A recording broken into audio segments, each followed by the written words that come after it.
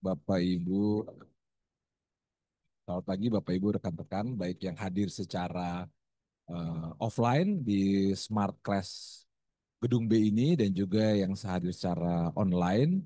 Assalamualaikum warahmatullahi wabarakatuh, salam sejahtera untuk kita semua, Om Swastiastu, Namo Buddhaya, salam kebajikan. Jadi hari ini kita melakukan kegiatan rutin di Fakultas Psikologi UI yaitu Research Talk, di mana pada sesi hari ini kita akan membahas mengenai riset dalam kajian psikologi hukum, legal psychology. Nah, so it is an honor to have Dr. Lukács Gáspár. Yeah? So your first name is Lukács, yeah? And oh, yeah, okay, sorry. Yeah. Uh, our speaker first name is Gáspár. So Dr. Gáspár is a research fellow from Aoyama Gakuin University from Japan. Yeah. So please, maybe we expect that you will meet sort of a guy with East Asian features, yeah. But then we found out that you not look like Japanese guy, yeah. So Dr. Gáspár actually coming from Hungary. Yeah, Hungary is in East Europe. Yeah, it's in East Europe from Budapest. He got his bachelor and master in psychology from university there. Then continue to University of Vienna in Austria for your PhD in cognitive psychology, and graduated in 2021.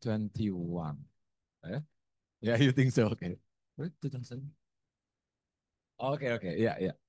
Yeah, and actually starting from his master, he conducted a lot of research in cognitive psychology, being specifically in the research line of deception and lie detection.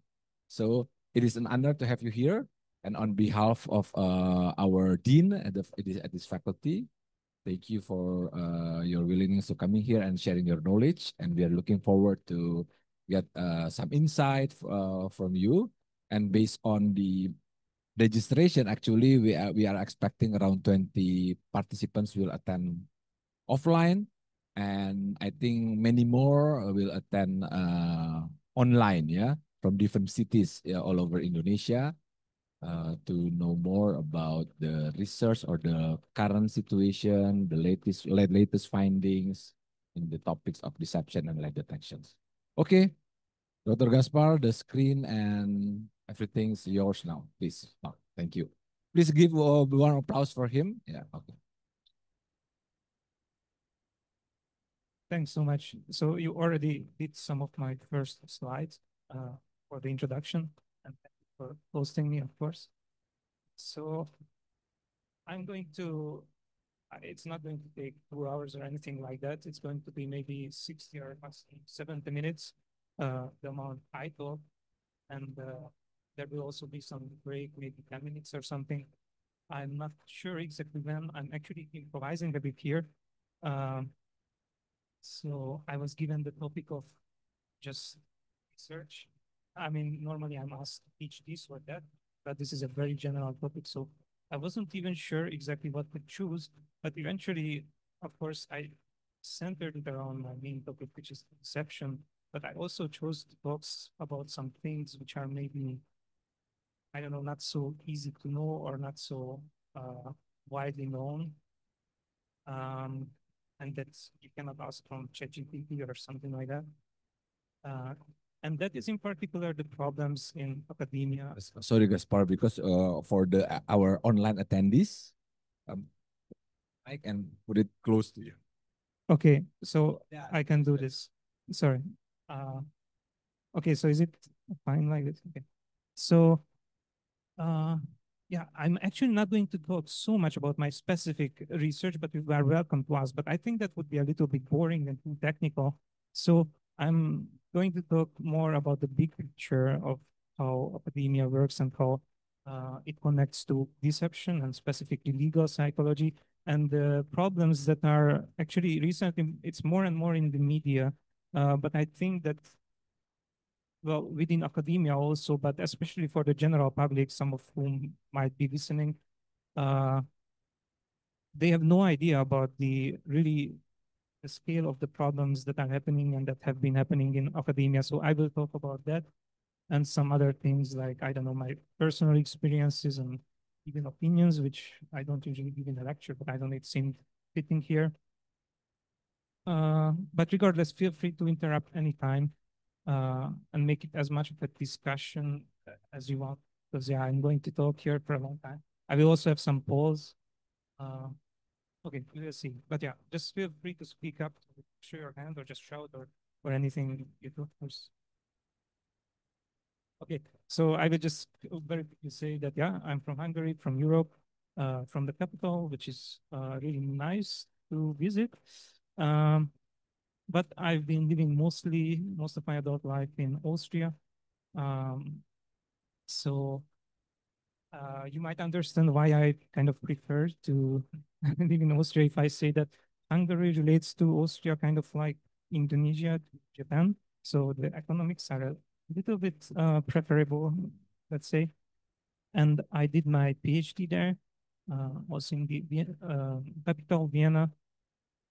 Um, and yeah, it's a really nice place to live in too.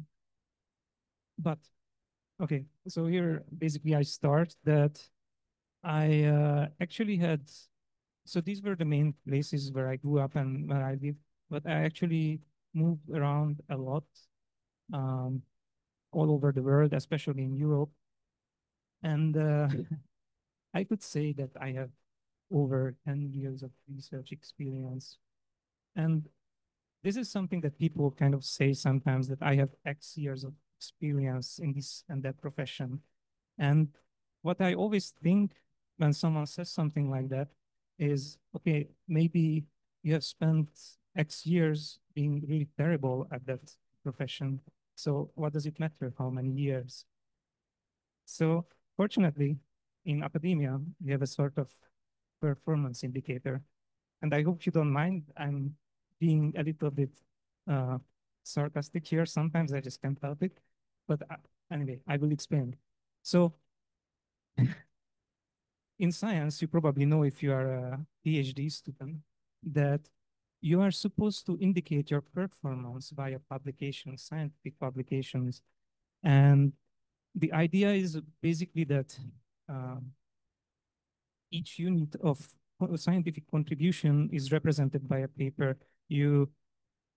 Let's say you do a project for several years or at least several months, and you address some specific problem in science, you find a solution for that problem, and then you publish it in a scientific paper. And that is basically one unit of contribution to science, to society, societal benefit. Now, what is normally expected in a general time frame depends on your stage. But for example, during the PhD, you are expected to publish maybe, or at least complete, so submit or something, maybe 3 papers, maybe 4. Some people take more time with it. Some people publish a bit more. And so I completed and mostly submitted 14 papers, and 12 of these were first author, which is supposed to mean that I did most of the work, or at least that's what it indicates, right? So, so I'm very smart, genius, as they say, right? Now, I will show you something though, where other people did even much more. And I can, I could give you many examples, but I think this is particularly spectacular because this guy published over 100 papers before he started his PhD, also in 3 years, like me. So this, I don't know, Mohammed Sahabuddin in Bangladesh as a student. So within 3 years, a student before starting his PhD published over 100 papers, or completed, I'm not sure exactly. And he was so successful that he was accepted at this very prestigious university, Hong Kong University, a top university in Asia, maybe also in the world. So this guy is really super smart, right? Like 10 times more genius than I, or something like that. So any thoughts on that? Do you know about this kind of situation? Now, anyone here? Is this guy a genius? How does this work? So so what this guy did is basically just copied other people's papers and that's all. So actually this person was kicked out of his PhD, which is and this is very rare. So it is actually not rare to engage in all sorts of trickery to get your papers published. What is rare is to actually get punished for it. And this guy was a PhD student, which is uh, unusual to, I think it's not usual that people engage in such stuff when they are PhD students because you are very vulnerable. But if you're a professor, you can do much worse. So you cannot be fired, or I mean, it depends on the university, on the country. But yeah, um, anyway, so what do you think now? Is this still impressive or maybe just something that's very... So how do you know that I didn't actually just copy paper or something, or I just made up all this?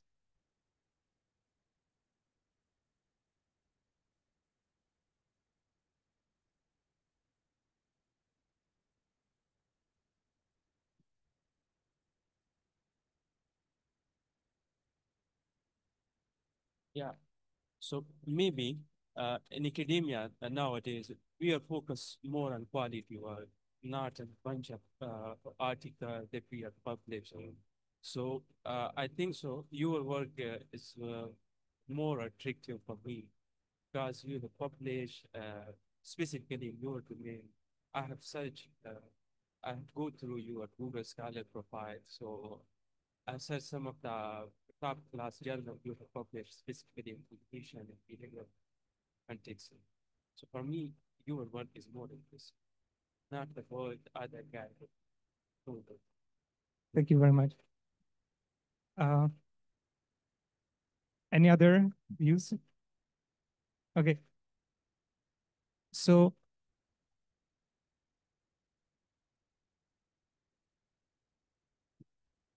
After you mentioned about the deception and lies in the publication, I start to look this list more in detail, and I seek for consistency in themes and also the journals. Usually, those who copy paste other people's works have no consistency in themes, and they just uh, scrapping all of the works with certain keywords, but there is no a stream of research themes and storyline. And I start to look at that in your list now after you mentioned the case just now. so yeah, anyone else perhaps? Okay. So yeah, I could, these are good points. And I could say many other things, but yeah, I could just say, wow, I really put my heart into each of these papers to have the highest scientific standard and to follow impeccable methodology. But you know, in the end, anyone can say that. So if you looked at the paper, that's already good. If you actually read some of the papers, so yeah, there are some indicators, I would say, that signal real science. I could talk, I mean, I could say all sorts of, for example, do you know what pre-registration is? Just raise your hand if you know what the pre-registration is. Okay, if you are going to publish papers, or especially if you are already publishing papers, uh, if you want to do decent science, you should really look into this because this is important. Um, so I could say I did all the pre-registrations, maybe not for all of the papers, but most of them. Um, I shared data. You can see my contributions on GitHub, like my code and stuff. But and these are some indicators. But in the end, I have to tell you, there is just no 100% sure way to say whether someone did the work or not. So I can, okay, actually there is one, but it's, I mean, if you are actually there in the lab and you work with the person, of course, then you know. So, and actually that's the only way. And I'm not going to give you any magic solution in this presentation.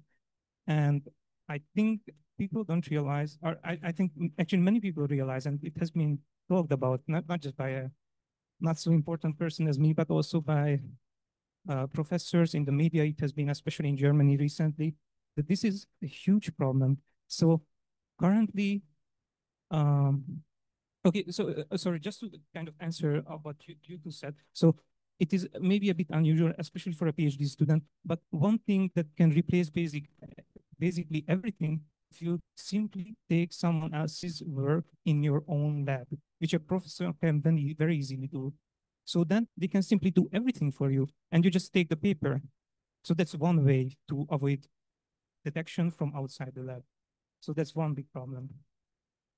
So anyway, altogether, currently, academia has as its main performance indicator something that basically completely lost its meaning because of all these very easy ways to basically cheat this indicator. In fact, I would say that sometimes it really indicates something bad when someone has high performance and unusually high performance. I mean, I mean, look at this guy. So in 15, he had 0. And in the next year, he had 20, I don't know, like 20 or something.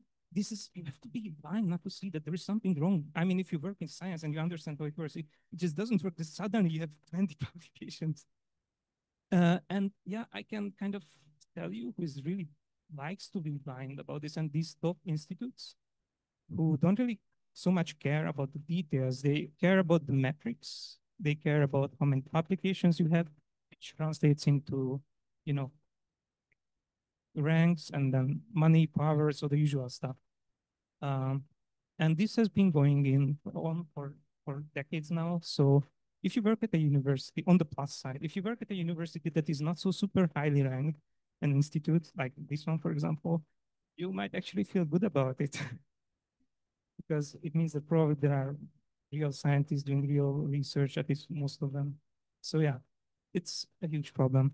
I will not talk so much about, I could talk, so I had some really fascinating experiences as a postdoc, but I will just not get into this.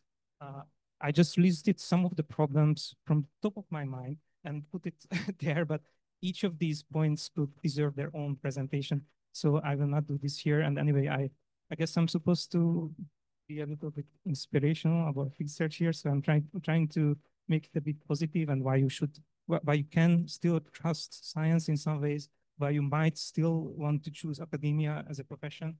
But if you actually want to know more about these problems,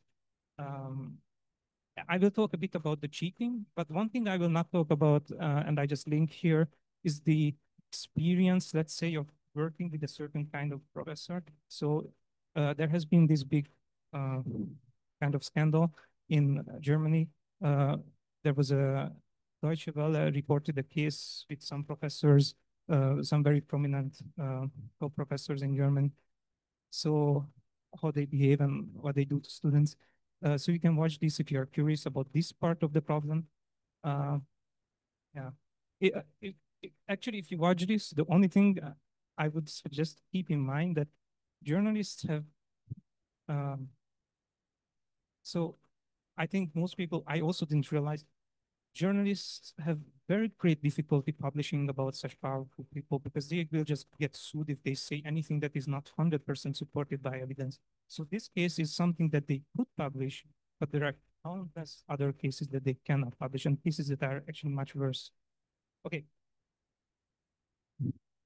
So a bit of a more conventional start back to my topic, psychology specifically.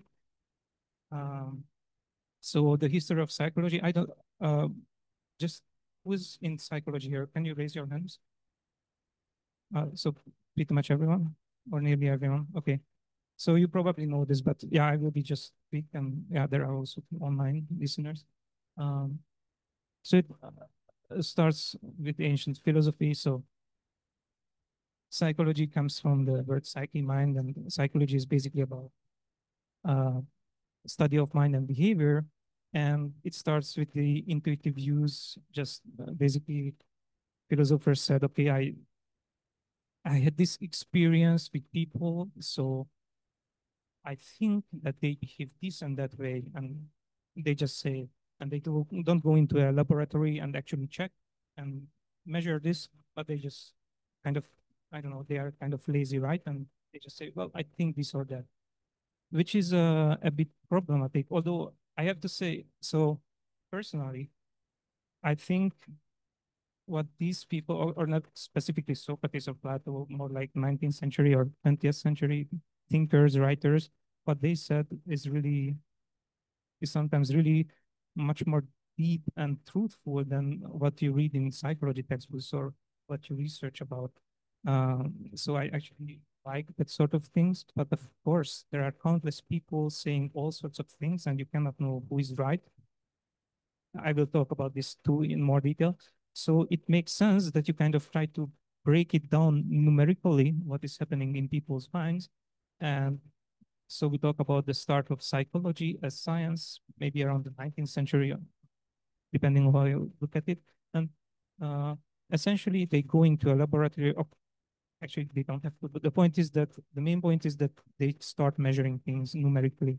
So everything is quantitative. And when you have a lot of numbers, people kind of, I don't know, trust the results more. So for example, just to refer to the beginning of my research, um, people actually in the beginning of, I think, the 20th century began measuring the reaction times to crime-related words. So, am I correct? So, and they checked whether a certain suspect takes more time for certain words related or items related to a crime. And if they took more time reacting or responding to it, they said, okay, this guy may know about that crime, so they might be guilty. Now, this actually doesn't work exactly like this, but the idea is not bad. And the idea is kind of scientific. So you measure it many times and you see the numbers are different. And then you think, okay, this seems to indicate something reliable that we can trust more than as if we just said something. And then modern psychology, basically, so this is still quite far from what we experience in real life. It's good for specific cases, but not for how the brain works, how humans work in general, right? So modern psychology tries to go more deep into what is happening in the mind and tries to uncover the process of how, like, for example, the memory works, how we solve problems and stuff like that. Even so, I would say that just because you go into more detail, it doesn't always mean that you get more understanding of real life or that it connects to real life. It depends on what your research is and how you do it. But I will just say some examples where I think science really worked and is working, and that are good examples of how science can be used for something useful. Um, so just some examples of the major branches.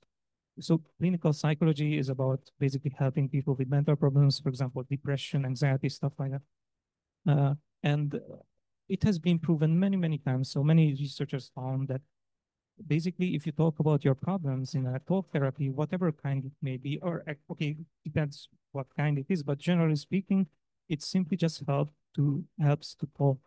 So even if you don't get any big solutions, if you just talk about your problems, um, you might actually feel better, less stressed, less anxious, and so forth. And this might be something that already the caveman suspected, or everyone can say, well, it's kind of intuitive, but just because you think so, it doesn't necessarily make it true. Maybe some people feel worse after talking, who knows? So, but after many people find the same thing, many researchers, it becomes quite obvious that this actually works for most people. So similarly, let's say developmental psychology, how we grow and change, right?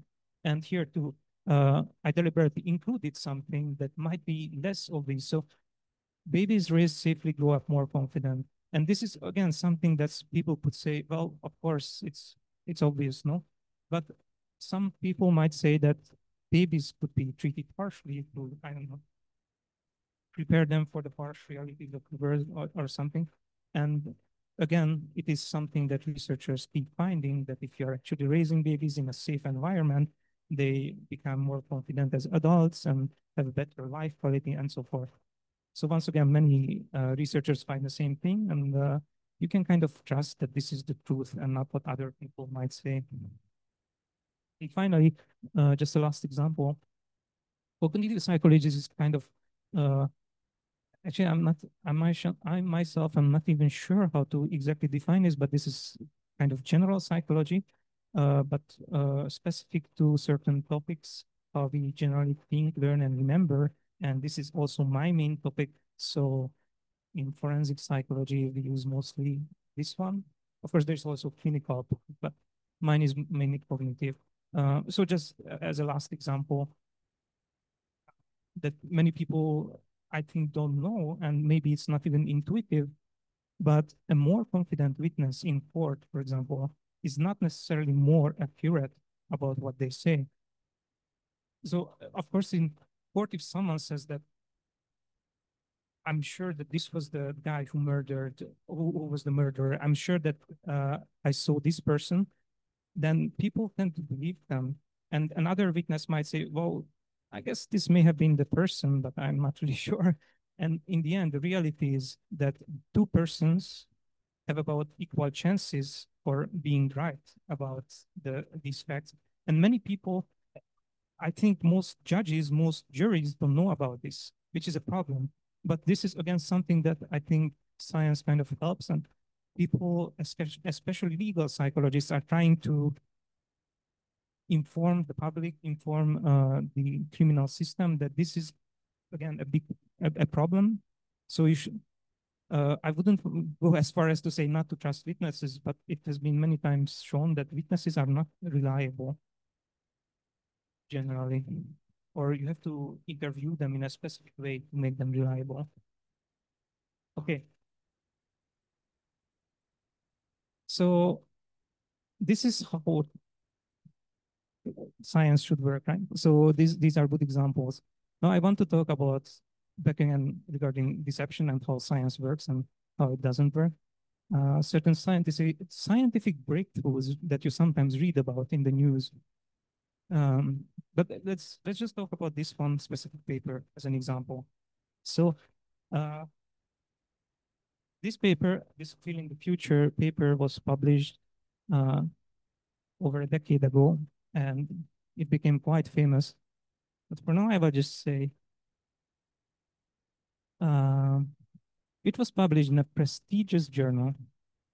Again, I'm not sure how familiar you are with how this works, but essentially, if you publish in such a journal, it means that, again, you are very smart. You should get a better position. You should get a higher salary. You should get more money for research, more people over whom you rule and whom you can make more research, right? It was published by a renowned American professor at a fancy university. Again, very smart person. It was cited by over 1,000 papers, which again means, so I didn't talk about this, but apart from publications, you probably know, or you might know, citations also matter. It basically signals, or supposed to signal, that you publish something important and people pay attention to it. They say, oh, look at this paper, or they build more research on that paper. So this was cited by many papers, which means it's something important, right? But just a little bit to dissect what is actually happening in this paper.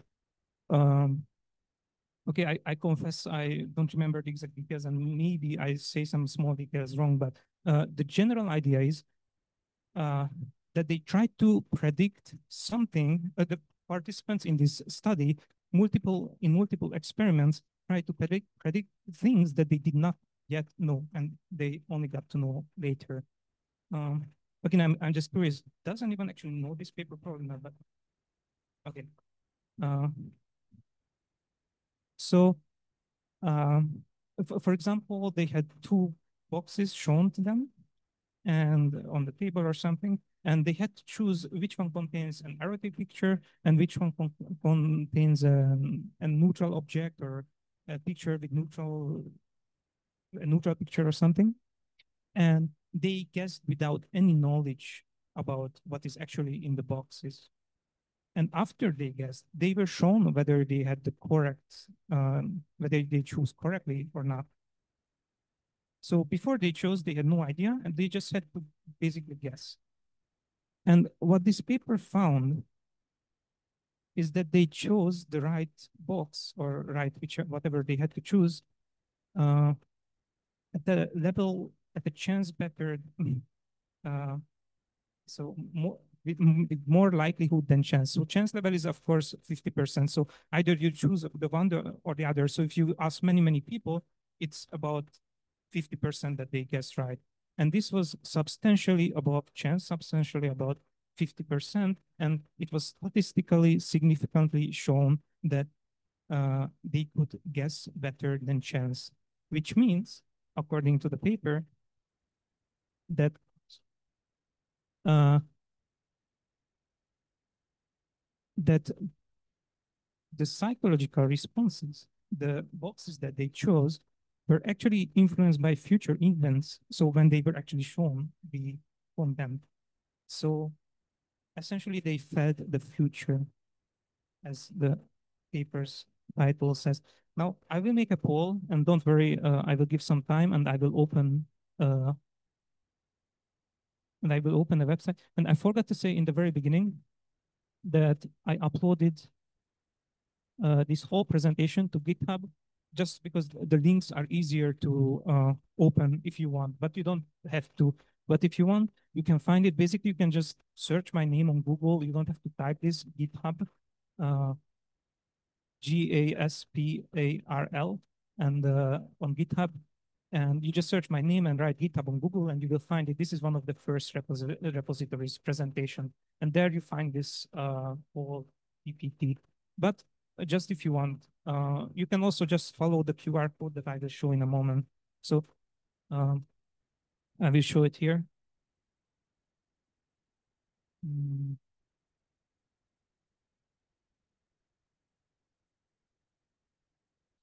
Okay.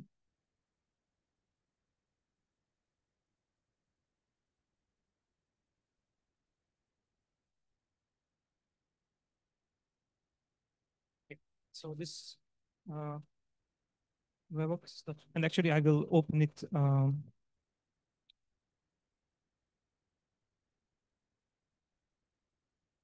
So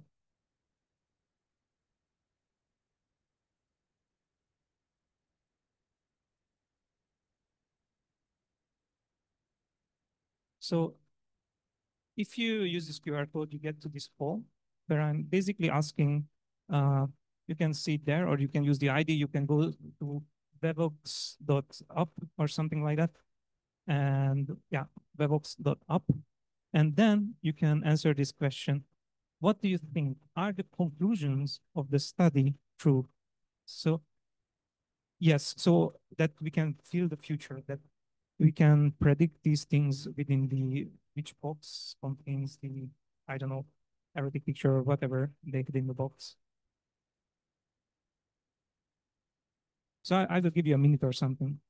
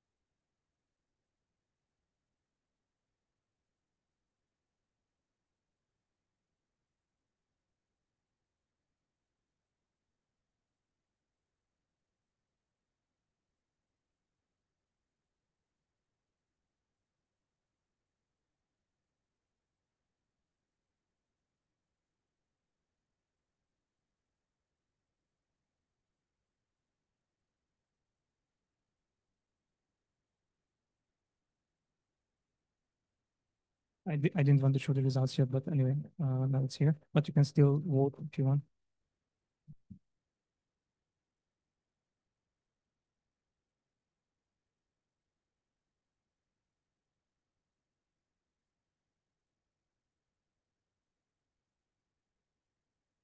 So I'm pressing hide the results, but it's still showing, so it's pretty interesting. Okay, whatever. So you have 10 more minutes to, don't feel shy to say what others don't say. Okay, so it's very interesting. It's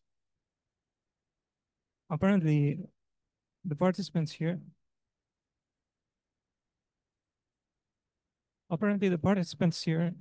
I mean, the attendees here are not very 100% sure about either yes or no.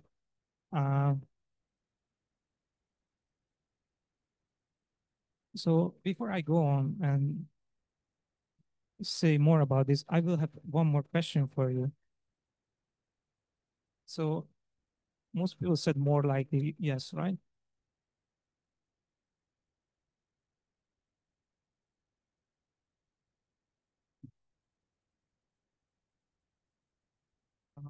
Sorry, I'm not used to this touch screen thing.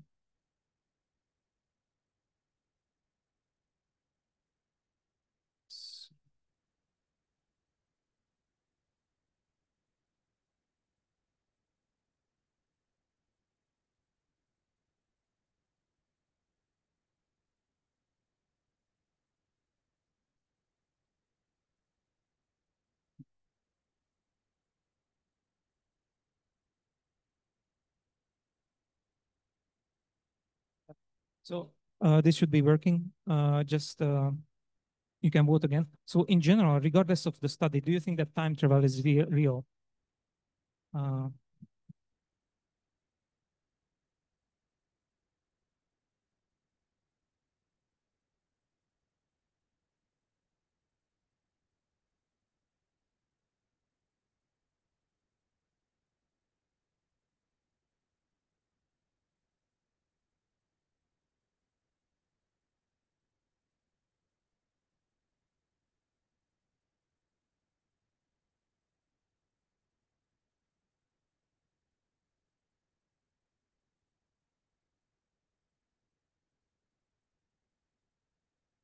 I mean, I found how to actually operate this.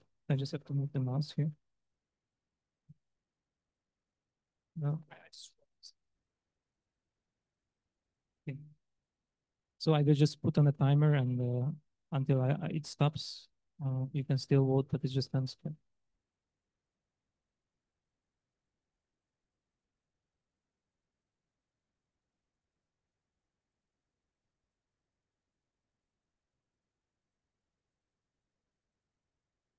Okay, so for sure, the majority didn't say more likely less, and actually the majority said no, time travel is not real. But if you said that time travel is not real, then why did you think that the study's results were true? So basically, the study said that you can somehow spontaneously travel into the future and feel what happens then. So if time travel is real, it would indicate it's not real. It would indicate that the study's results are also not true, which I think is the case here. And many people actually agreed, I mean, thought the same, that this study has some problems. And other scientists thought so. Other scientists who thought that this is not correct, what they found, what these people found, tried to do the same.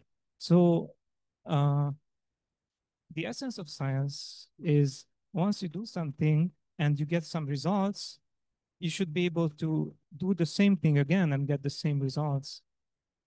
And this is kind of called replication in general. So you copy the same experiment. You repeat the same experiments under the same or very similar conditions, and you expect the same findings. So if I drop the apple, gravitation works and it drops, it falls down, and I can do it as many times as I want. In this case, other scientists try to replicate this field in the future experiment, and they expect it to have the same results, so higher than chance guess about which box had the given picture or whatever. And these people who try to do the same thing did not find the same. So basically there was chance level, 50% that they found the right thing or not. And then some other scientists also were curious about this case, so they also tried, and then they also found the same, that it was chance level. And then some other scientists also tried, and they also found the same. So I don't know how many people tried to replicate this, but there were quite a few, and there is very, very clear consensus that this does not work actually.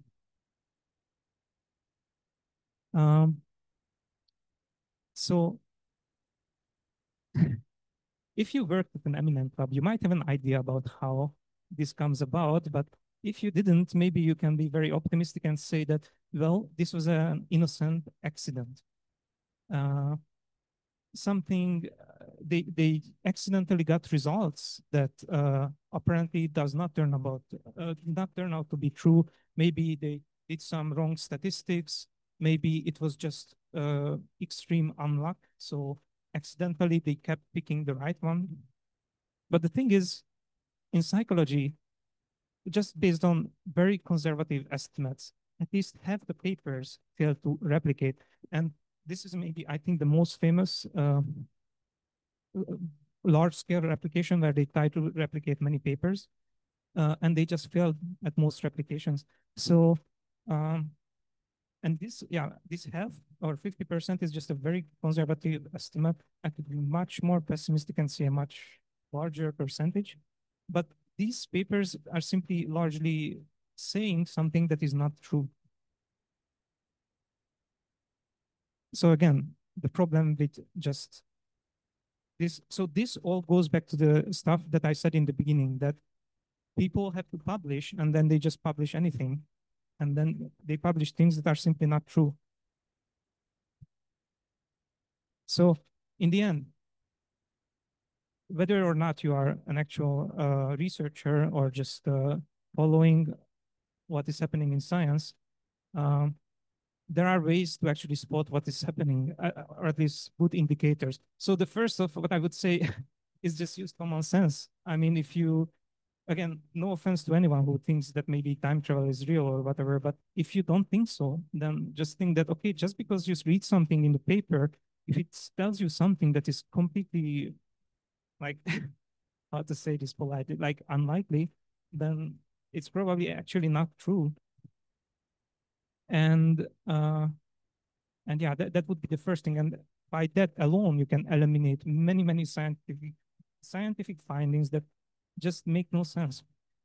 But this is just one thing. And of course, there are many cases when you cannot know whether they actually, so some things that sound plausible, but you cannot really know. For example, climate change or something. So it kind of sounds possible, but you have no idea. And you don't have the equipment, you don't have the resources to verify it yourself. And relatively few people have it. So in that case, what you can generally rely on is consensus. So if many independent researchers agree, it is very likely true. It's almost certainly true.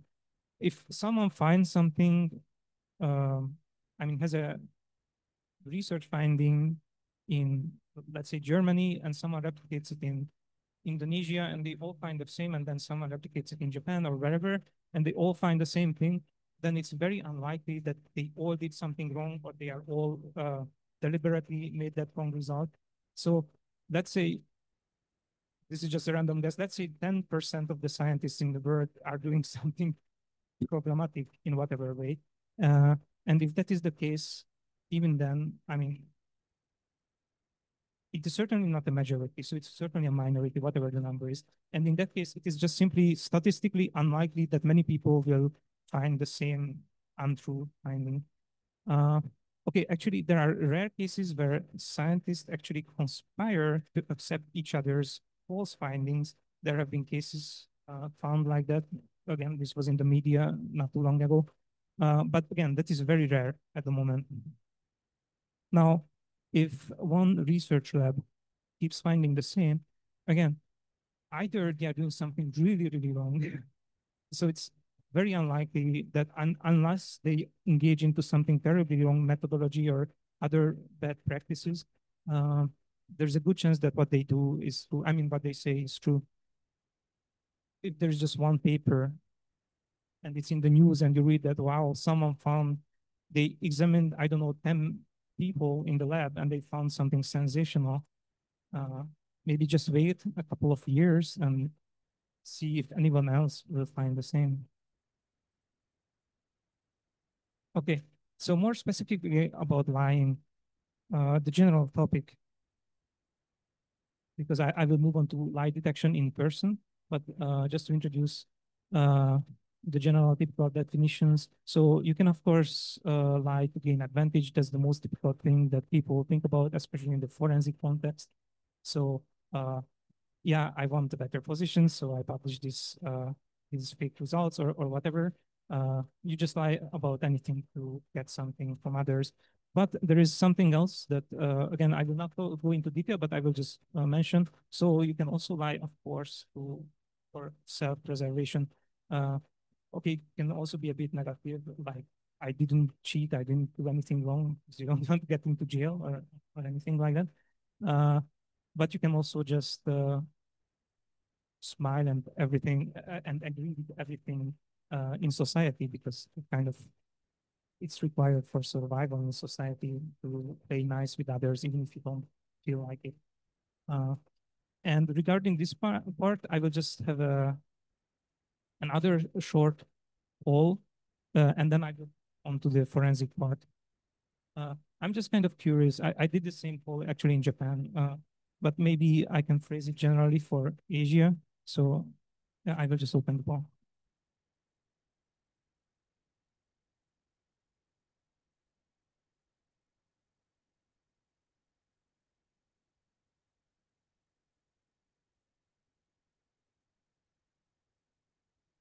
So generally speaking, do you think that Indonesians Indonesians are more or less honest as compared to Europeans, Western nations, etc.? Just there is no right or wrong answer, and I also don't know the answer. So what do you think?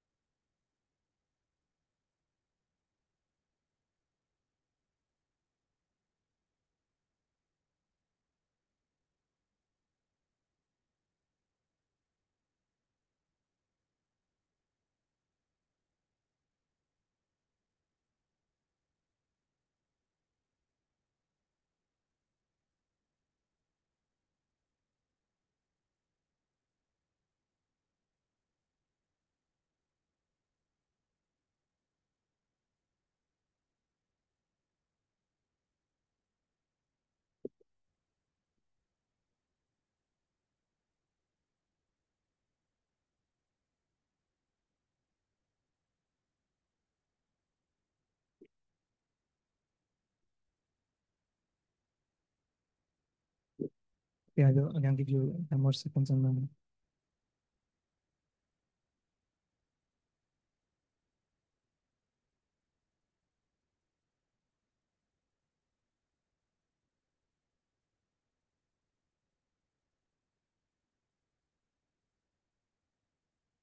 Okay, I'm actually really curious about if you can tell me about why you give this answer rather less honest, or if you give any answers. I'm curious about why.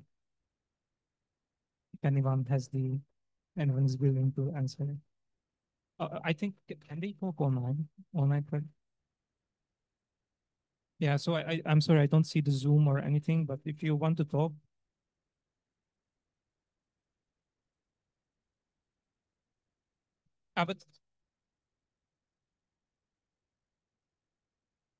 But it's okay, just tell me. I mean, you probably see, right? Bapak Ibu yang hadir online, kalau mau berpendapat juga boleh. Ya. Feel free. Okay. Anyway. Boleh bicara juga dalam bahasa Indonesia, nanti kita bantu untuk menerjemahkan. Jadi santai saja, silakan. Anyway, of course you don't have to, but if you want. Ada yang ingin berpendapat, apa alasannya Bapak Ibu peserta memilih jawaban tertentu? narasumber ingin mendengarkan, mungkin ada yang mau sharing alasannya. Okay.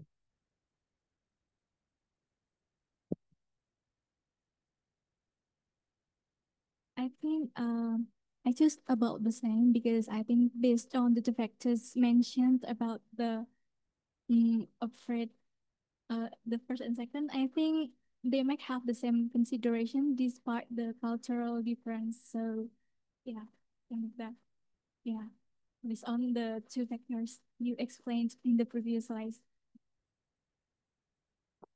I agree. So yeah, uh, I'm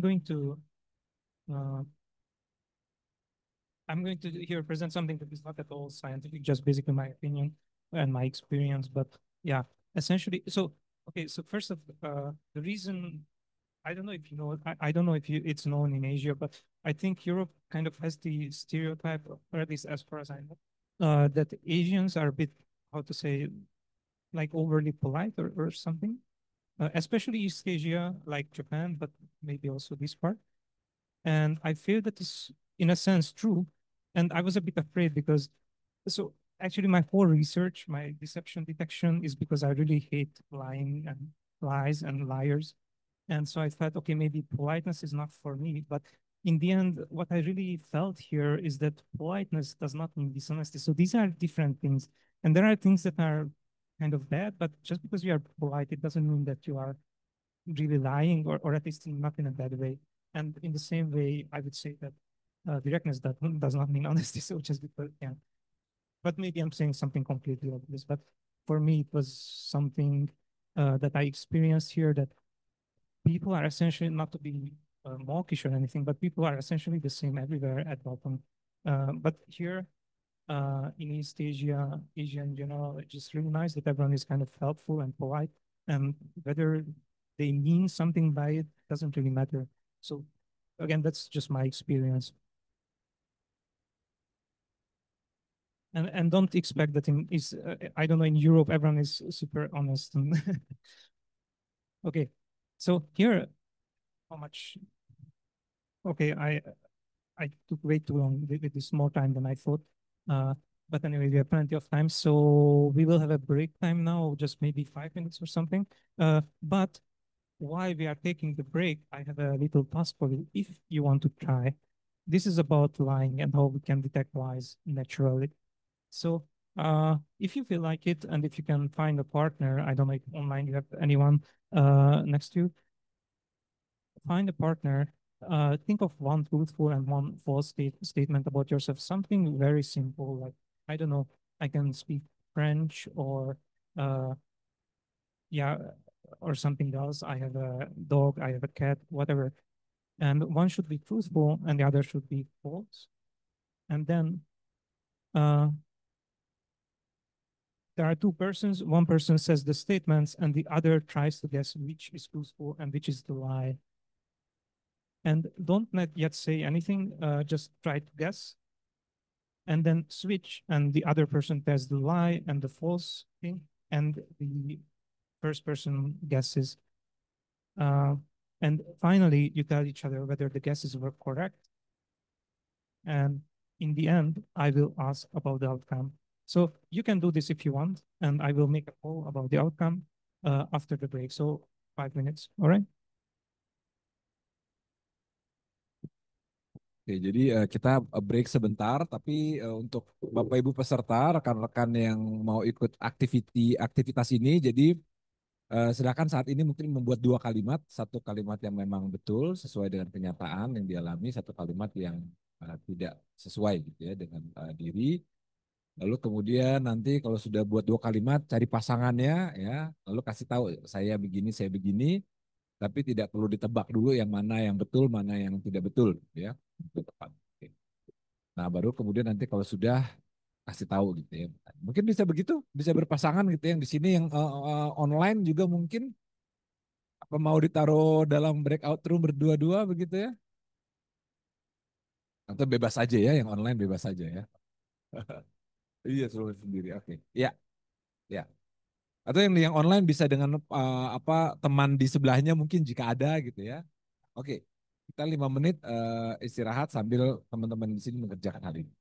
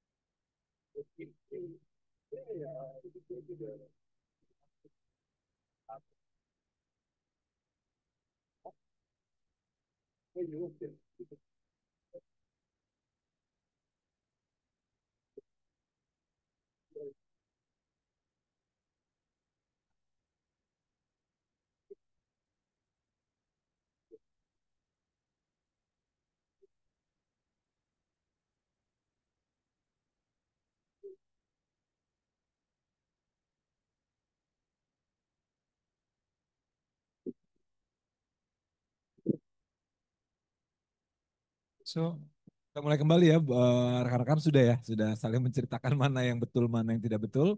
Ya, nggak apa-apa sambil lunch, snack ya. You can stop. Please. yeah, feel free to snack or whatever. Okay, I will just open this poll. That will take a bit of time anyway.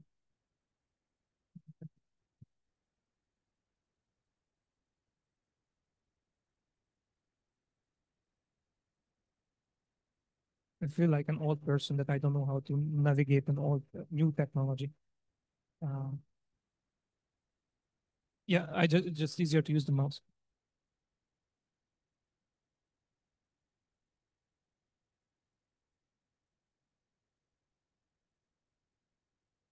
Uh,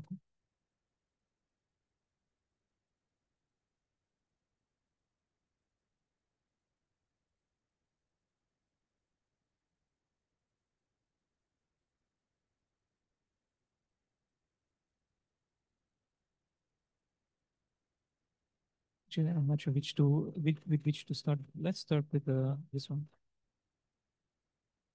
Okay. So before I ask about the original order was correct. Before I ask about the results, which I hope you still remember, what do you think is indicative of lying? So if you don't know anything about what the other person is saying, do you think that any of these are indicative of lying? And if you, I think there are, you can select multiple. So you can select 1, 0, or as much as you want. So you can just go ahead and again, I will wait a bit.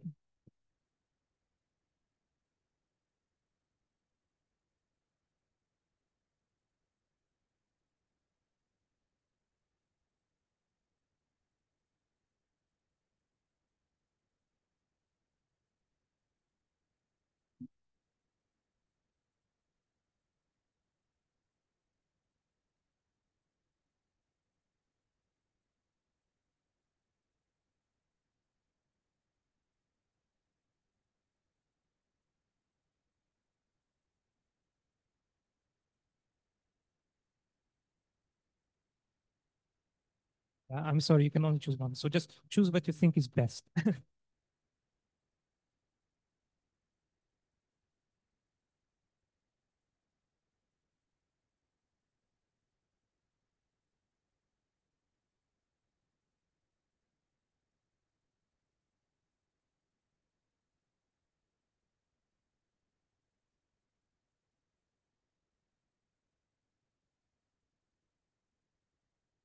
Okay, I will close.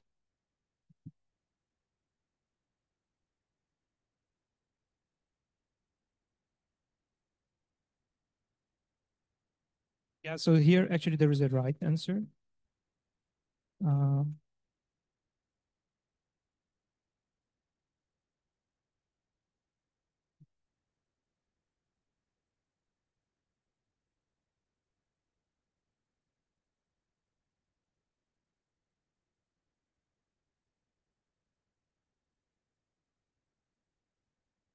So you're pretty good. I did some similar polls before, and yeah, maybe because you work here in this topic.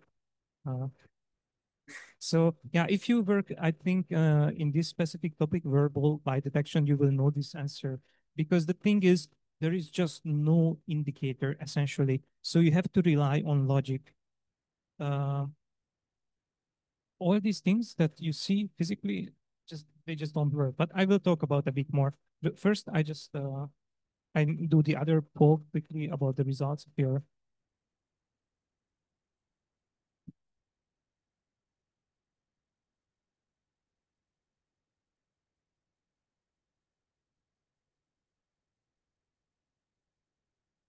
So just each of you, whether you guessed your partner's lie correctly, if you did this.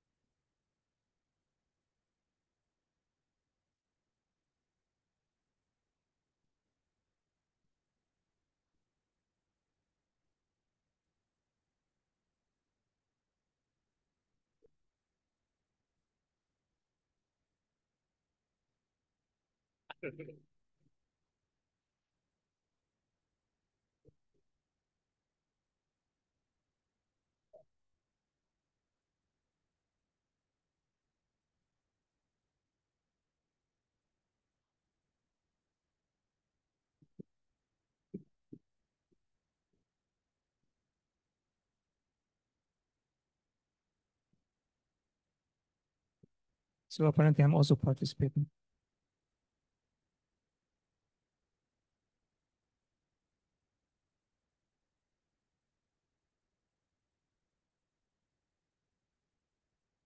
Okay. So this is not a real experiment because we are just 15 people, which is super small sample size. But if we have, if you cannot guess generally, then we should have 50% because it's random, right? So let's see. I have, okay, 10 seconds.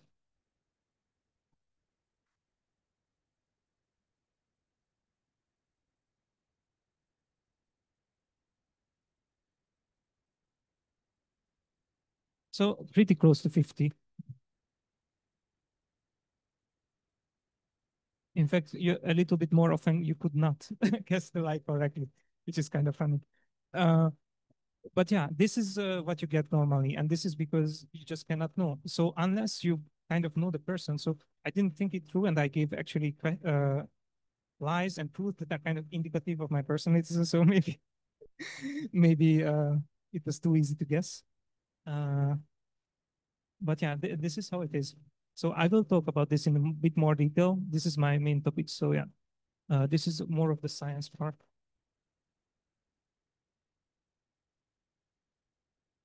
So do you know this figure? Wow, it's funny. So I did a few of these slides in Japan for Japanese people, and I think Indonesia is much more westernized or something. You are much more familiar with the Western things, so they don't know. They didn't recognize this either. They recognize this fine Disney, and then they know.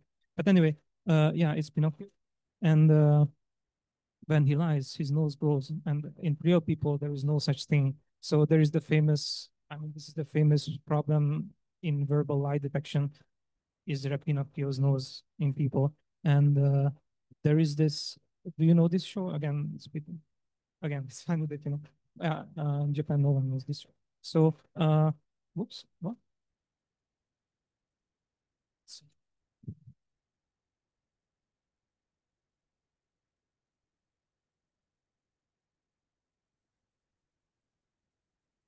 So yeah, this guy basically looks at people and tells whether they are lying. Uh, and this doesn't work. So just based on looking, you just cannot tell. And there was this meta-analysis, which means they examined many, many, many studies. I think even for a meta-analysis, it was huge, over 100 papers, or I don't remember exactly. And I know that meta-analysis also have their problems, but this was a good one. And it also, I also personally read many, many papers on this topic because, well, this is kind of very close to my research. And I know that this is just, I will just tell you, it is true. It is so. So all these micro expressions, nervousness that some people think, and it's in the media, they just don't work. And it doesn't help if someone is experienced, confidence, which is again a problem in the courtroom because the judge might think, the police person might think that, well, I have so much experience, I can actually tell whether someone is lying. But even though they are confident, it's just not true. They might be good at some things. They might be good at questioning. They might be good at reasoning, but just looking, it just doesn't work.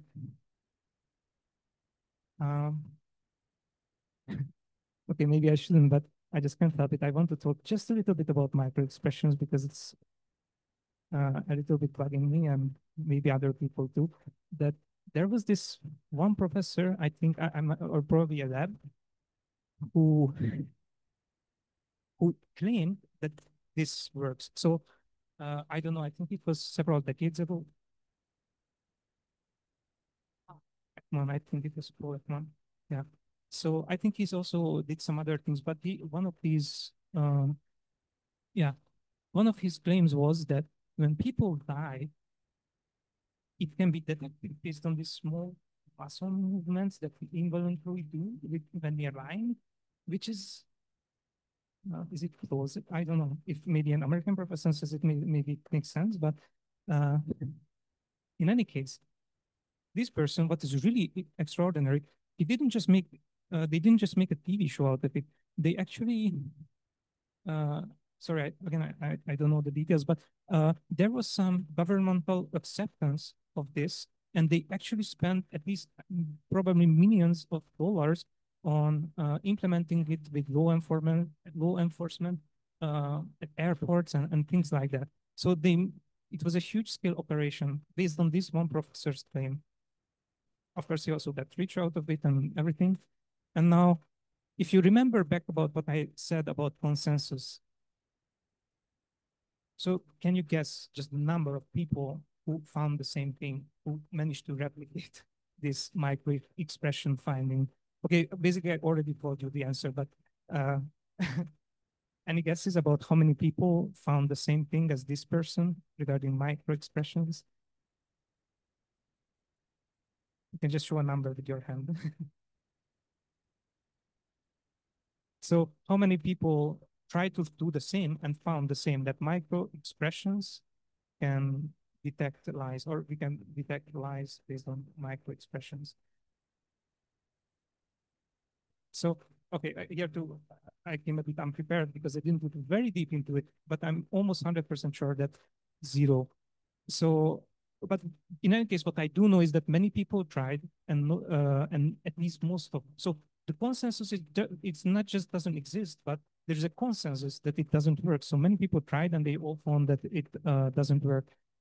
So once again, they spent millions of it. Someone got rich out of it, and they're still happily a professor. I don't know if he's still alive, but if he's, then he's probably still a professor, and that's just it. And it's kind of obvious that it doesn't work. And this is just one example, and but there are many other similar things that are going on. Yeah. Anyway, what does actually work sometimes is technological methods. So most people in the end, especially companies who have a vested stake in detecting lies, for example, someone is cheating, someone is stealing money, uh, it's really important for them to find this person. So they take this maybe more seriously than the government. So they are very hard looking for lie detection methods, especially I think for insurance claims. It's a huge business. And unfortunately, of course, hardly need I say, there are also many commercial and Fed methods that don't work at all. So they advertise it as 100% accurate, but if we do research on it, it doesn't work at all. There's also the AI, which is really wonderful, but yeah, it's not magic. And I'm not saying maybe in the future you can do some designs. Maybe someone's already doing it where it can detect lies. But to my knowledge, there's no established method where it can do anything with lies. And just not to always speak of Americans, I want to mention Europe too, where the European Commission also spent millions of euros on an AI lie detector. You can check this paper uh, based on border control based on AI. So there is an avatar and it's asking questions and the AI tells you whether you lie or not. And this is kind of well, it's European Commission. It was quite public. So eventually people started asking questions and eventually they had to admit that it does not work at all. And they silently stopped the entire operation. Yeah. So what actually works finally is, for example, EEG, fMRI. I will not go into the details of this because even though it works, it doesn't work so well. So again, it's not really magic. Uh, it's just essentially too complex and too expensive. Uh, I even prepared a slide about this, but it doesn't really matter. Just believe me that it's really complex to analyze the brain. And people say a lot of things about it, but in the end, it's not working so well. Maybe in a few decades, I don't know. But in the near future, this will not be an effective lie detection, I can tell you. So maybe the last quiz, I think. What I will talk about is the polygraph, and I'm curious about what you think about it.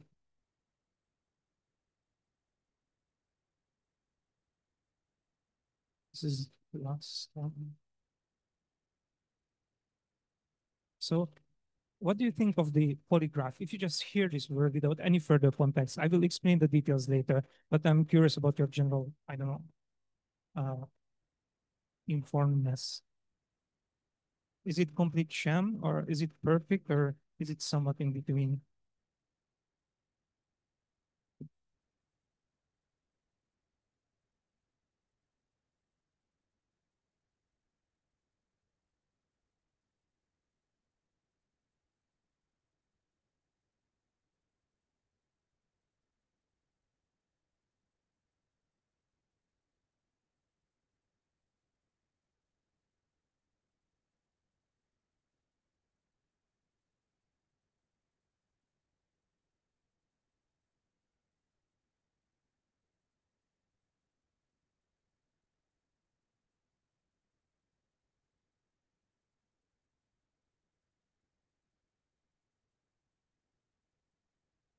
Okay, by now you got pretty fast at this, so I will start the countdown.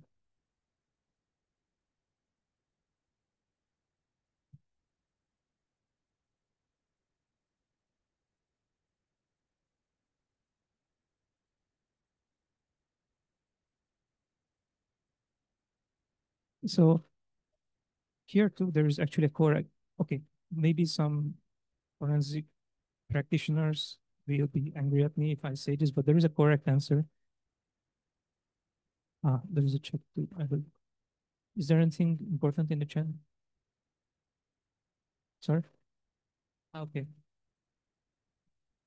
So I was sorry, I will check the discussion after the talk if there is any questions.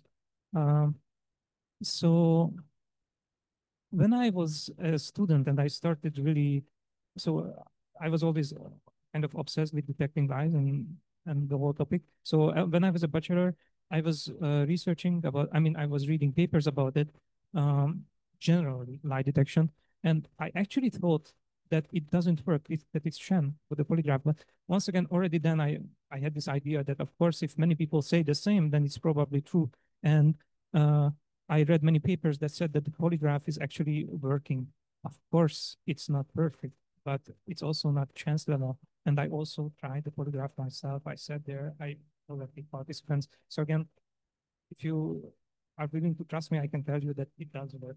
There are, of course, people who try to sell it as nearly perfect. Of course not. But it's also not chance level. And it's remarkable that there are scientists who are claiming that it's chance level accuracy. Because it's just, there is so much evidence that it's working. It's far from perfect, but it does work. I will talk about a bit more about this, but I know also something I just feel personally mentioning is that even those people who admit that it is working on some level, they say that it should not be admitted into court. But the thing is, and it's again, I'm not alone with this opinion. I had a lot of discussions, but publicly it's not so often mentioned because people don't so much like it. But people admit in court all sorts of complete nonsense, all sort of things that are not perfect, far from perfect, or even completely wrong. For example, witnesses. Again, everyone, science kind of shows that witnesses are really unreliable. And compared to that, even if you have a 70, even if you just have a 60% accuracy, it is not hard evidence. No one should be convicted based on the polygraph results, but it is something additional information, right? So it could be considered, should not be like hidden or forbidden, I think, as in most countries at the moment. But okay, I will go a bit more into more this, how this works. So when I speak of the polygraph, I'm actually talking about the very general device that measures all sorts of physiological indices. But the one that you typically see in the TV when someone is asking, did you murder this person? So that's really problematic. So when people criticize that, I kind of agree. Once again, I don't think it's zero accuracy, but or chance level, but it's pretty bad. It's not so great. But what is my topic, or closer to my topic, is the concealed information test, which I will quickly explain here. This is only used in Japan. That's why I work in Japan, essentially, and well, because I like working there. But in any case, in Japan, it's used in about 5,000 cases per year, which is, even though it's a big country, it's quite a few cases. In Europe or in the US, I don't know about Indonesia. Maybe you can tell me later. It's only used in very few cases, basically just sporadically. Maybe, for example, in Hungary, I know it's used maybe in 20 cases per year, which is nothing. And this is, to the best of my knowledge, the most accurate lie detection method that exists currently. And this accuracy level, this 90%, is not just laboratory based. It's actually by the Japanese police who, and I don't think they have particular reason for lying about this. They actually took suspects and examined them with this type of polygraph and check whether the outcome is lying or not lying. And then they followed up the case and found out for sure whether they actually were lying or not based on hard evidence, court decisions, etc. And based on those decisions, they compared what they found, and they found that it's actually correct in about 90% of the cases, which is, if you know about lie detection, it's really good because most methods just don't work so well. So yeah, it's pretty good.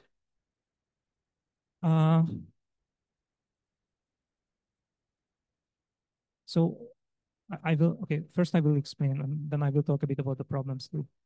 So the essence of this test, you don't have to get the details, but just to say, tell you the typical example. let's say a ring was stolen. In that case, you might have a suspect who says, I know nothing about this case. I don't know what was stolen. So in that case, you can ask the suspect what was stolen, and you can show various items, necklace, a watch, etc. And then you show the ring which was stolen. And if they are not guilty, if they really don't know what's happening, then they will not notice which is the relevant item, so which is the probe item that was actually stolen. But if they are guilty and they actually stole that, they will know that it's a ring, and they will have some sort of different reaction to it that can be measured. Now, this measurement can be in various manners, and the polygraph measures these typical things, respiration, heart rate, and so forth. And all these measures in the end um, give some indication of a different reaction. Now, one problem with the polygraph that I will just briefly mention is that this 90% accuracy does not include faking. So I can tell you, I'm not making a big transgression here because it's publicly available knowledge. It is really easy to fake the polygraph. It's as simple as reacting to one of the control items with a thought of, for example, an exciting experience or an embarrassing experience, violence or something. Just you think of it and your reaction will jump. So the polygraph is very sensitive, which is good for detection, but it's bad for faking. It's if you just sit down, I also tried. If they attach you these things, if you just think of something, yeah, that makes you a bit excited, every indicator jumps. So you don't have to be some super, I don't know, spy or trained agent to fake the polygraph. You just have to know what to do, and you can do it most of the time. Regardless, it works really well because most people just don't try or don't even know about how to fake it. But, and here's what I researched the most. And once again, you don't have to understand the details. That's not the point in this presentation, but I will just quickly tell you. So the idea is that you just respond to items, the same kind of items. You have controls and the probe, and you have just one target, basically part of the task that serves basically to, okay, it's a bit more complicated, but essentially just to pay attention. And the instruction is press one key for the target and the other key for everything else. So the most important part is that they just keep pressing E or one key for probe and control. And if they don't recognize the probe, then they just press for about the reaction times are about the same for both probe and control. But if they recognize that the ring was, for example, stolen, then the response tends to be slower to the recognized probe item as compared to the control item. So when they are presented many times, like 20 times, we can see that there is a small, really small, like 30 millisecond or something difference between the probe item and the rest of the items. And then we say, okay, you recognize this item, this ring. And therefore you are lying if you're trying to deny that you recognize it. So that's the idea. Now, I talk a lot about the advantages, but here I will be a bit short about that because here I will also talk about the problems, in particular the application. So some practitioners are listening, I think, and I would be curious about what they have to say about this. But first, I will just talk about the advantages. So it's basically there is no costs for this. So that may be the main advantage. So there is no polygraph needed. There is no device needed. You can just sit down at any computer and do the same test. Very easy to implement and standardize. So you don't have to have a supervision. You just participant sits, the examiner sits, and they can do everything by themselves. And it is actually resistant to faking. People tried many times to fake it in different ways, but it's apparently very resistant to this. It can be run online, which means it can be it's very easy to run studies. And it can be run on smartphones. So just self-advertisement, I actually made this application, smartphone application, and it works just the same. So all these things are not so great with the polygraph, and therefore the RTCIT would be an advantage over the polygraph. And if you are curious about this, I will not stop for this. But if you're curious, you can check the demo on the mobile after the presentation or during whatever. with these QR codes. If you want something modern, then choose the mobile. It's quite up to date in every respect. The PC one is something I did long time ago, and it's really terrible, but it's very easy to use. So it looks very ugly, but you can just quickly open it and try it. Just if you are curious. Now, something that I say for the first time is the problems, and something I speak about here. But I will be relatively short and focus on the practical side. So, first off, with the polygraph, you can show long sentences. With the RTCIT, it would be a problem because these are rapidly presented items, so 1 second or something. They cannot read a full sentence. So this could be solved. I could solve this problem if I really had to give some, I don't know, give me half a year and I can solve this problem. Probably, most likely. There are problems with images. Again, similar. So if I have to process a whole picture within 1 second, that is going to interfere with my reaction time. So there are a lot of problems with it. It can work in certain conditions, but we have many pilot studies that are not published because they didn't work, which is another problem in science.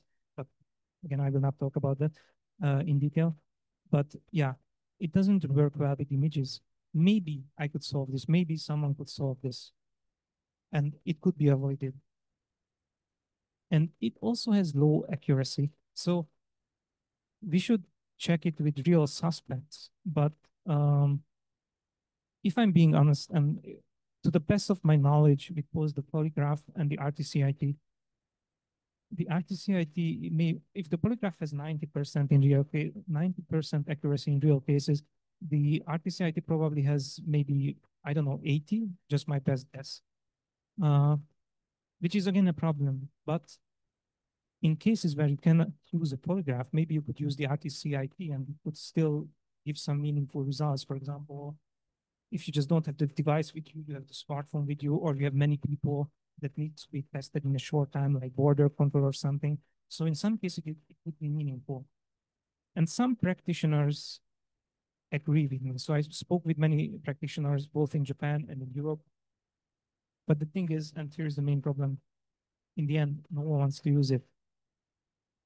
And this is my main point here regarding the entire RTCIT. So I spoke with many people, with all sorts of agencies, police agencies. They reacted in all sorts of different ways. And some of them were very sympathetic. And especially those who work with suspects, the practitioners, those who conduct polygraph examinations in Japan, they say that, yeah, this is cool, we should try it. Even though it has problems, it would be useful, and we should try to do it. But in the end, what happens? They go to their supervisors or whoever has the ultimate responsibility for starting this project, and they say no. And they say various things, but I would say that it always boils down to the same ultimate reason, and that is that they don't want to take the responsibility for something that is not so magical. So maybe all these problems were solved and it worked really, really well. Maybe some of them would be interested. But even then, it's just kind of a political problem of, again, I'm really curious about how it works in Indonesia, and I don't know about each country, but so far my experience has always been that people are happy with their careers, they are in a good position, and they don't want to fuss with something that doesn't bring much to them. So maybe the polygrapher is happy about catching a few more criminals with this method, but for people who take responsibility for the entire implementation, it's just an unnecessary fuss that might bring a bit better results, but in the end, it's not so important for them. And again, they are happy with things as they are. So yeah, when I started this research with back to my 10 years of research experience, when I had this idea of detecting lies already as a student, as for example, documented in my PhD application, I imagined that the real life application of the RTCIT is very feasible in coming years, and it would be very exciting to do this And one of my experiences of research is that I kind of agree with this review, which is surprisingly honest. Um, it's a big review of the general state of art of uh, deception detection and lie detection for the past 50 years. Essentially, the CIT's use is negligible. In Japan, they are still using it, but it didn't change in the past 50 years. And 50 years of research has not significantly improved lie detection practices, which is kind of an academic way of saying we spent millions of euros and dollars for pretty much nothing. And once again, there is the person who gets rich from a method that doesn't work at all.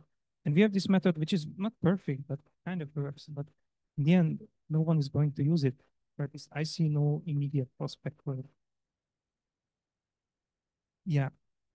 So that's a problem. In the end, um, yeah, I hope you understand getting lies is pretty difficult, but of course technology could help, and it has been helping in Japan.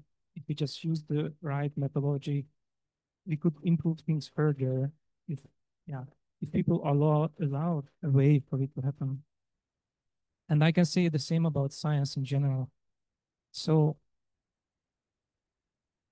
of course, different people will say different things, but for me, I don't mean science is difficult as in it's difficult to conduct it. Actually, I'm very happy with conducting science. The really difficult part for me is the whole political context of science and how you have to navigate it, which is yeah crazy difficult. Uh, but of course, it can help. So I give you examples where science is good and it still can be trusted in certain manners and in certain cases. But then again, if you think about all the technological improvements in real life, most of them, or at least I can't even think of one that came from academia and in the recent decades. So the role of academia is, let's say, increasingly questionable, which is one way of phrasing it. But yeah, uh, if we could just do things right for once, it could actually improve. Anyway, one thing that I can give you as an unmitigated positive aspect of why you might still want to join science, or you're already, some of you are already doing your PhD, is that it's just kind of fun. So if you actually end up with a decent supervisor and you join a nice environment, a nice lab, and you are just researching whatever you like to, uh, whatever topic interests you, it's so much better than sitting at a, I don't know, at an office in an IT company or something like that. So that's one major selling point of academia that still remains, and uh, that I can agree with. And yeah, of course, I also had some fun doing science. All right. That's basically it. I'm curious about whatever practitioners might say or whatever your thoughts are. But that's it. Thank you very much for the insightful presentation, and this is also very interactive with many polls. Oke, adakah pertanyaan? Silakan Pak Maki. Mungkin pertanyaan dari sini, lalu nanti kita akan lihat, we will check the inbox, the box ya, the chat box. Silakan. Thank you, Lukács. It's a great information that you're sharing about how the evolving technology about how to recognize the light in a person. So I'm currently working on dissertation about concealing group identity. So in Indonesia, there's a group that conceal their identity. We can found in a minority like a subgroup Muslims, and even though in the terrorism prisoners, they can conceal their identity. They have changed. For example, I'm not radicals anymore. I'm going to be more moderate. But if we look in a private situation, because I believe lie is about an audience who will he want to to to perform his lies to. So if he lies to the officers, but in a private situation when he knows that somebody there's no officer in there, they're feeling safe to tell the truth. We can see how the different the belief. And my working is about the understanding the mechanism how their group people with strong group identification uh, exit finally going to lies their or conceal their identity. But interesting that I know that you have put a lot of your work to these instruments, the technology. It's quite easy, I think, by looking the apps. And I'm interested to use it to check is it the person conceal their group identity by using their reaction test or not. The challenge is in a terrorism prisoners, we in the past we use sacred values to check they have changed their identity or not.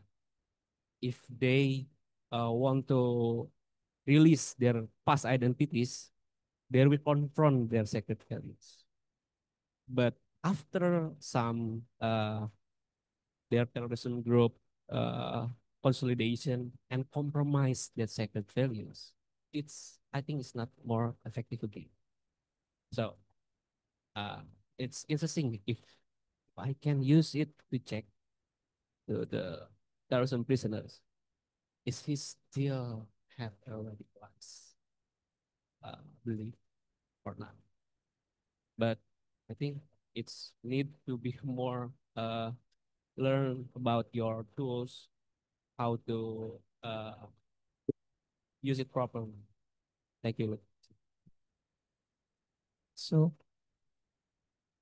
the essence of my technology, there are other types. So if you want to look into the story of someone, whether their story is true, um, you cannot really use the technology that I presented. You can use, there are various strategies. I don't know the details, it's not my main topic, but there are various strategies to correctly interview people, but I think you probably know that better than I do. So you have right ways of strategically interviewing people so that you can kind of catch them in a lie, but you would have to look into that. But if you're asking regarding my technology specifically, it always requires essentially something that other people cannot know. And I don't know if you have such a thing. So one thing that just comes to my mind is you might have some, I don't know how realistic it is, but you might have some information that only a person who belongs to the group knows. So generally, for example, if someone belongs to a terrorist group, they have a secret codes, secret languages. So even if you don't know specific concrete facts, you can just check whether they understand that language, understand those words, and you can put it into this kind of CIT, concealed information test, and compare it, for example, with neutral words, pseudo words, and check whether they recognize the words relevant to them. So this is one way, but once again, if they already have been part of the group and later they say that they are no longer part, that's difficult. So then I guess you need some current information, whether they are participating in some sort of current thought or current activity that the other group members are doing. So yeah, in short, I don't have again a magic solution, but you need a certain one detail that other people cannot know. And as soon as you have a detail, you can check whether they recognize it or not. Yeah. But otherwise, I don't know, the given situation, uh, you have to have the right interviewing technique, but that's not my expertise. So that's basically what I can say. But if you have more questions and more specific situations, you can tell me either now or after the talk. Because yeah, it needs specific context, of course, about to prompt a better option that stimulus the participant to know that they still have information or belief that belongs to a specific group or uh, specific crime maybe. So Exactly. yeah, it need more evolving in context will be put on your tools. So absolutely, if you have that, if you have any details, then yeah, you can use these tools. Yeah, just check out the details, and yeah, if you have any such detail that other people cannot know, then you can always use the CIP, and yeah, that's the ideal situation for it actually. Okay, thank you. Pak Maki kalau mau diskusi after the install. Okay. And by the way, just I want to mention, if you contact the CIT researchers, including myself, they will always be super happy to help you because everyone wants to use it in real life. So you will have no problem helping getting help from researchers. So yeah. Okay. Maybe we will check the chat box. Is there some questions?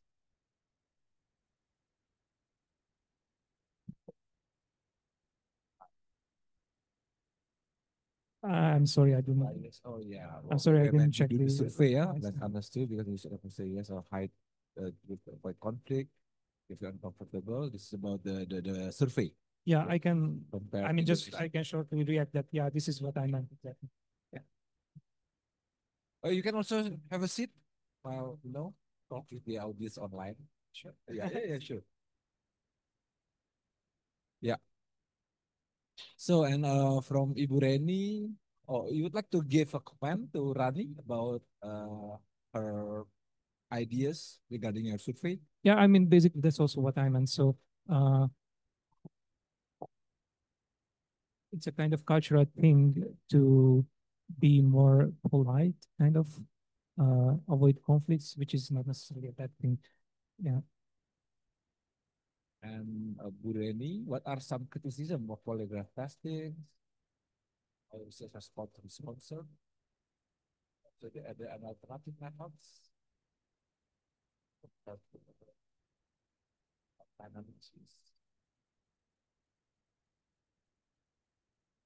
So the criticism of, okay, wait a second, I read the website. Just a second. So the criticism of the polygraph mainly is about the other kind. So the type that I talked about receives less criticism. The type that is mostly used in the US and in Europe and in most places is something that is based on stress reaction. So essentially, I'm simplifying here, but essentially they ask there is a baseline, but the main point is that they are asking something like, hey, did you kill this person? Or did you steal that stuff? And they just make a response like, no, I didn't kill it, that person, no, I didn't steal that. And while they are saying this, their vitals are measured. So, for example, their heart rate. And if it jumps, then they say, okay, you were lying. And this is a big problem because just because you're stressed, it doesn't mean that you are a liar. Uh, Again, this actually does work better than chance because those who are lying are more typically stressed than those who are not. But the level of accuracy is just simply very low, maybe, I don't know, 60, 70%, which is not so great. So that's a big criticism. There are other types of criticisms, but I don't know, they are more ethical things that I do not find so much valid. So if anyone knows this, I welcome this, but I don't know. This is the main criticism. So essentially, it's not so accurate and it's not so well-founded. And the alternative methods, so basically is the design that I talked about, the concealed information test. That's a design alternative. And there are alternatives like, again, the fMRI, EEG, which I don't think are working as well, even as a polygraph. And they are also vulnerable to faking. And I'm not making a big sell out of it, but my RTC, not my, but the RTCIT that I'm also using is a decent alternative, but again, it's not better. In the end, I don't think there is anything that is very clearly better than the polygraph-based concealed information test. So at the moment, that is basically the state-of-art method for lie detection, I think. You can ask more if you want, but yeah. But just to move on to the next. Um,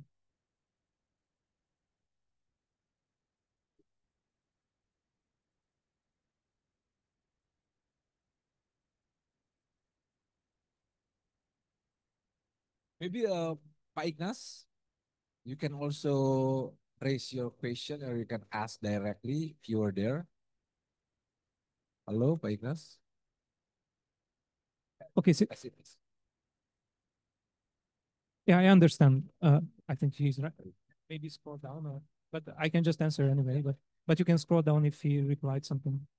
I mean, I think the new messages.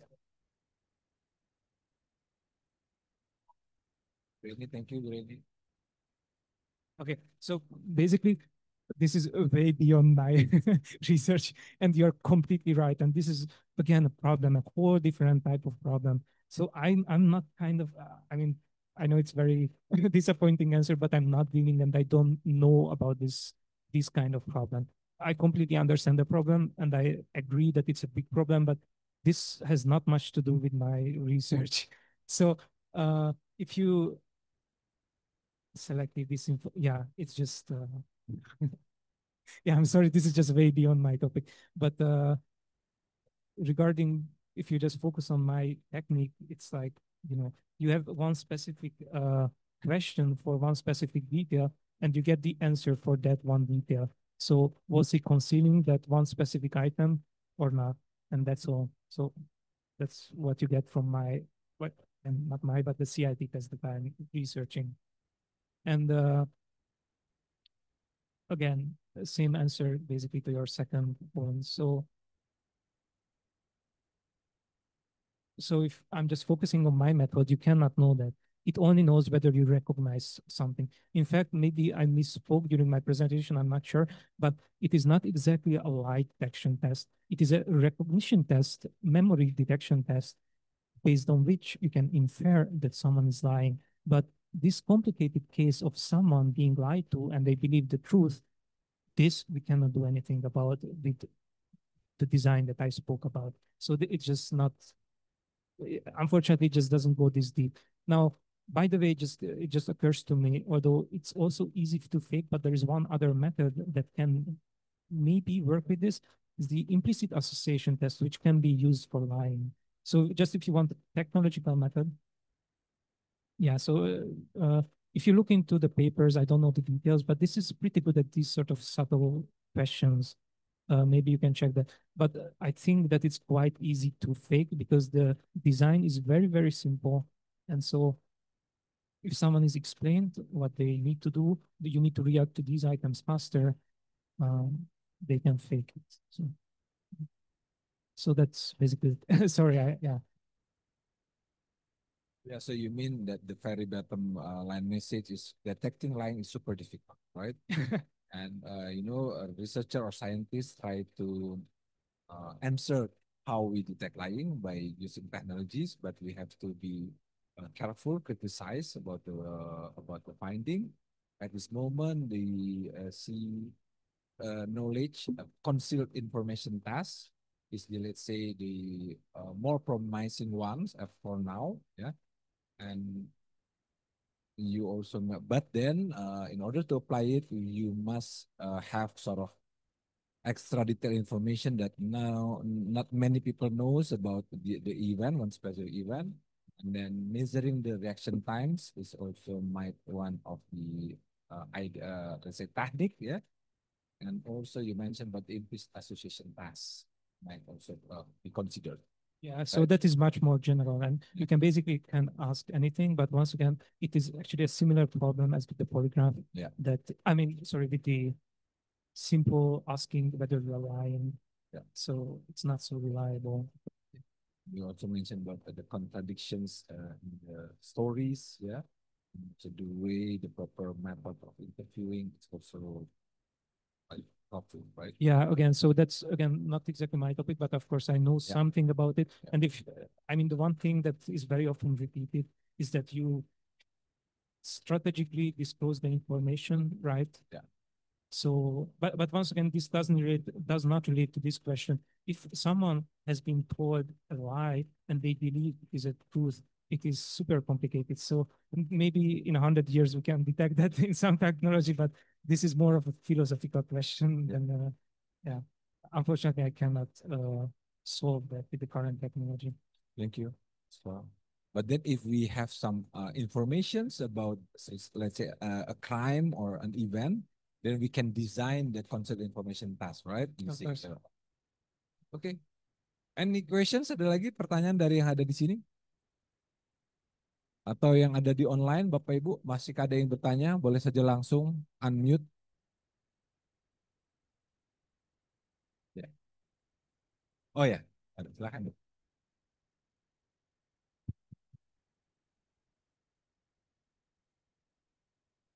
Hello, sir. My name is Maria, and I'm from background with law, not from psychology.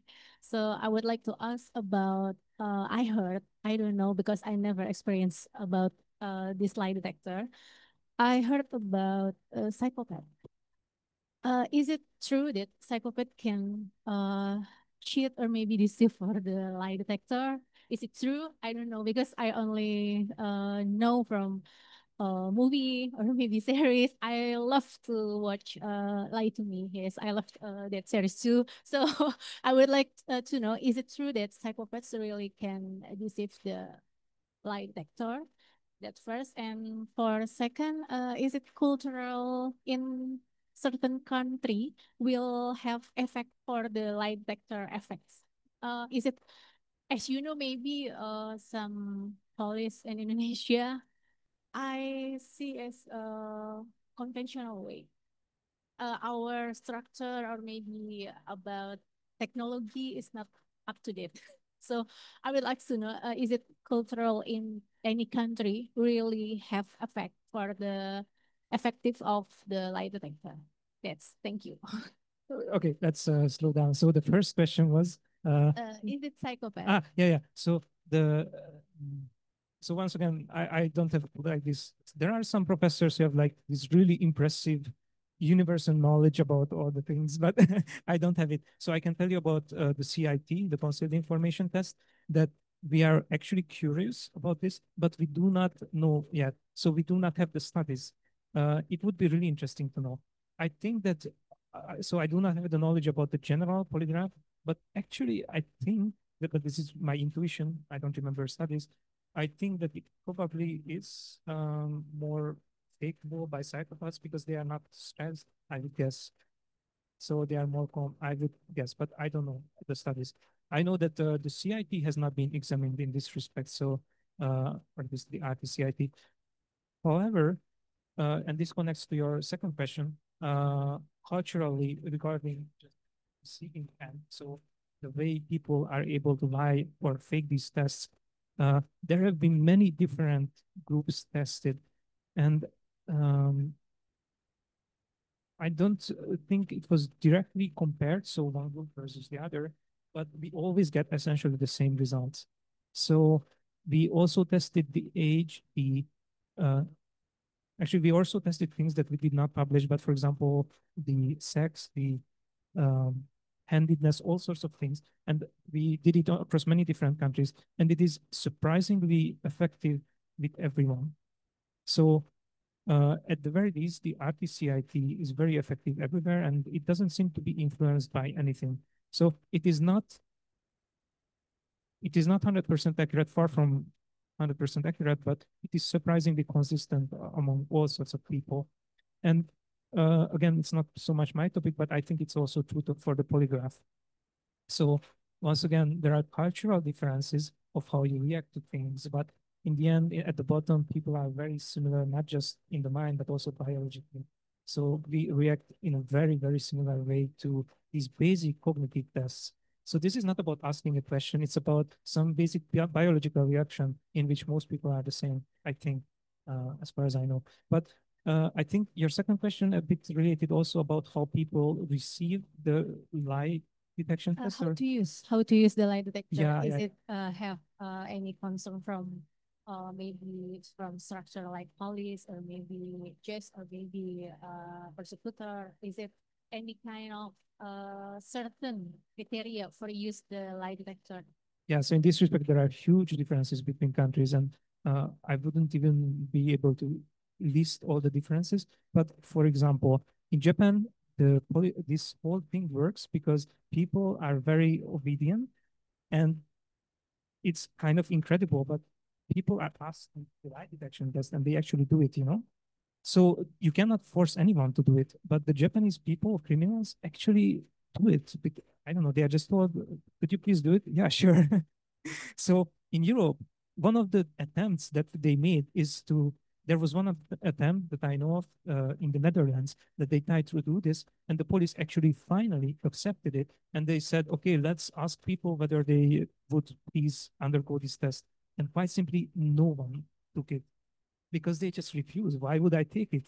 So, yeah. So that's one cultural difference. And of course, there is also the police side. So some police are more concerned about being very, very proper. Uh, I don't want to make cultural stereotypes, but again, I think Japan. I'm not saying it's a perfect country, but people are very concerned about making everything proper and having evidence based. So that's pretty great there. But I think some European countries are also like that, but there it's the criminals side. So I don't know about Indonesia, so I would be curious to hear about that. I wanted to ask about that later, but yeah, there are big cultural differences, and that affects everything too. That's in short, basically. If I can have one last question, I want to know if in Japan, is it like detector or polygraph usually used for any criminal offender or maybe any certain criteria for the crime? Is So it used usually or maybe only for certain crime? Yes, so I don't know the exact details again because I didn't work so closely with the police, but I believe that, of course, you will not get a polygraph examination for a shoplifting because it's just not important enough. So they mostly use it in serious cases because it takes a lot of time, a lot of effort. It requires hours of the examination requires hours. They have to go to a specific place. So it has to be an important case. Usually it goes to court. So I forgot to say, or it didn't come up, in Japan, the results are admissible to court. And they very professionally present it very carefully that it's 90% accurate or something like that. And they should weigh in this evidence. So it has to be an important case. You have to have available details sufficient. So they carefully check, okay, do we have sufficient details? And then basically if they need some specific new direction in the investigation, so it depends on the case, but they very carefully select it, and of course not every case. Yeah. Thank you for sharing. It's really Sure. enlightenment. Okay. I'm afraid that our time is out because already 10 minutes past 12, yeah. So I think we should end these sessions, our research talk. So thank you very much, Dr. Gáspár. Please give a warm applause for him, yeah, for your willingness to share your knowledge and research. And also I like the way you present, starting with the psychology and also your with background about your, say, your trajectories, yeah, in learning psychology and up to this point, yeah. So thank you very much. I think this is highly relevant for us here, especially for students from the master program and also doctoral program. So highly appreciate it. And here together with us, we have Ibu Devi. Ibu Devi is our manager of research. Yeah. She's the one who invited you to this faculty. So thank you very much, Ibu Devi. Yeah. Okay. No, no. Okay. So maybe there's a token of appreciations, yeah, from the faculty for you.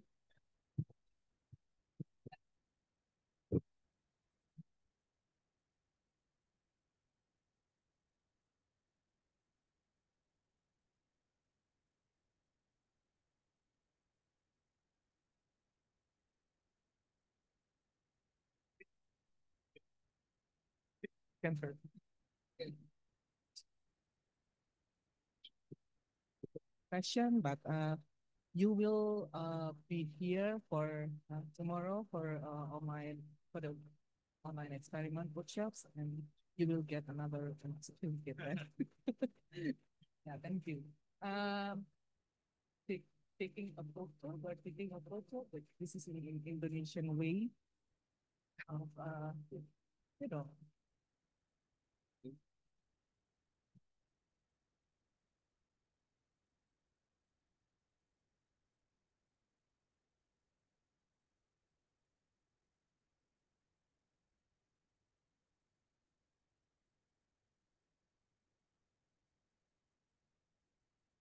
Baik, terima kasih Bapak Ibu yang hadir online. Terima kasih juga.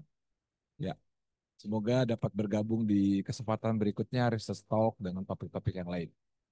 Terima kasih.